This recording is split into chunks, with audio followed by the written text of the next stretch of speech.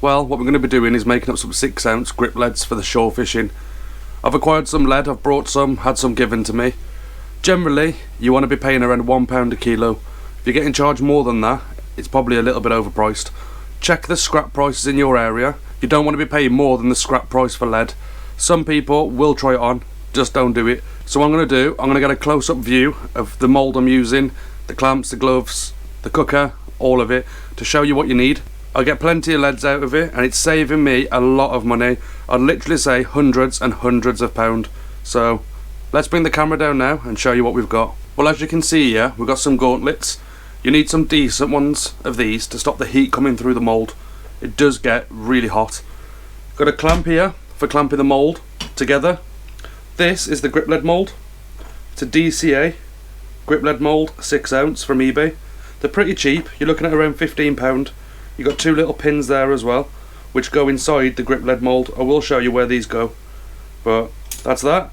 The cooker is like a little, it's about £10.99 on average, this cooker is.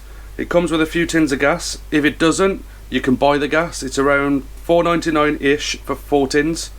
I've got a load of lead melting at the moment. As you can see, that's ready to go. So what we'll do, get the camera on the tripod and I'll start pouring some leads for you and show you how you do it. I'll keep the lid on the pan as it helps to hold the heat in and helps to melt the lead a lot faster. What we've got here is the mould. So we're going to put the mould together like this. I prefer using a tent clamp like one of these rather than a G clamp. That's what I used to use. Get that onto the mould just like that. Then you get the pins, and you've got a little hole on both sides at the top next to the pouring hole on this mould, and you slide them through at an angle, and that's gone right through to the other side. And you've got the same on the other side right there, so you drop that one in as well. Now what I'll do, in the top of the mould you've got a little hole right there in the centre of it. So this is the way I find it easier to do it.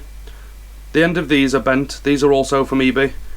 I put the end of it into the mould and I open the clamp a fraction, and then I can slide it in, and that's it, and then you close the clamp.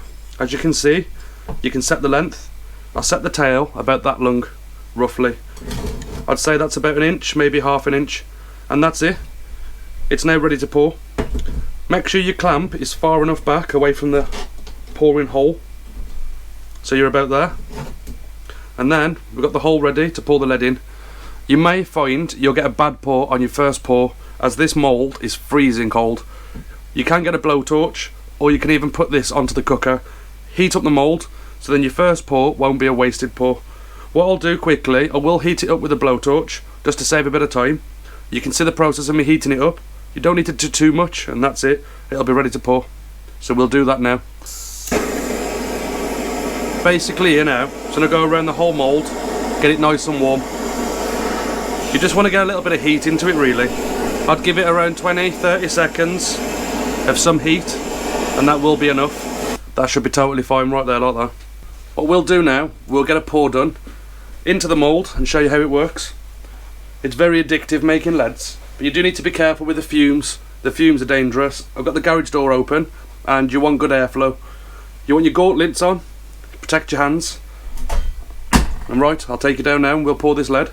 Before we pour the lead, what you need to do, on the top of the lead you'll get something called a dross. It's basically the dirt and the waste off the lead. As you can see here, I've already dragged it all off the top.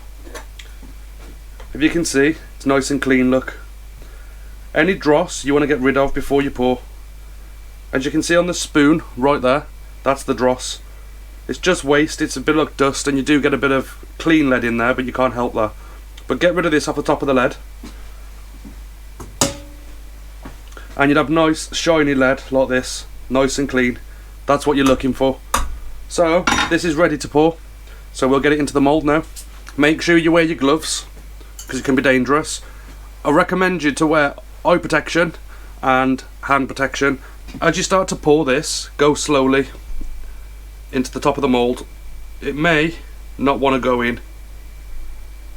This looks like it's pouring good, and that's it. That's the first pour done. As you can see, the lead has already set on the top there, look. It's instant, pretty much. Now we're going to pull the pins out. This is going to be very hot, so you need to be really careful. There's one pin. Give it a twist, like I'm doing here, and then pull at the same time. They can be a bit tight sometimes to get out, but clamp off. You may have to give this a tap to open the mould, or put your thumbs in the gap that's here and pull it apart. And there we go, one fresh brand new lead. While it's still hot, being careful because it does get the heat through the gloves. You have the lead on the side here, twist that off and put it back into the pan. While it's still hot, it melts down instantly. So I get this back into the pan. Don't drop it from a height, get your hands very close to the lead, otherwise it can splash. Right, and there you go. There's a nice lead there, look, nice 6 ounce DCA lead. Ready for the wires and ready for the roller tubes. I've brought you in a little bit closer to show you this part. That's the stainless steel wires. Around the bottom of the lead you've got 4 holes. Locate one of the holes on the side there and push it through. What you want to do is get it where you think it looks centered. To me that looks about right. Put your thumb on there and push up that way. Spin it around, hold this in line, don't let it kink off to the side. Keep it dead straight there and bend the other side up, just like that. We're not too far off there if you look, that was a good guess. So now you got to that stage, you want to get your roller tubes. I got red roller tubes here for the 6 ounce, and put on 2 roller tubes, which you can see right there with it crisscrossed. And now bring them round.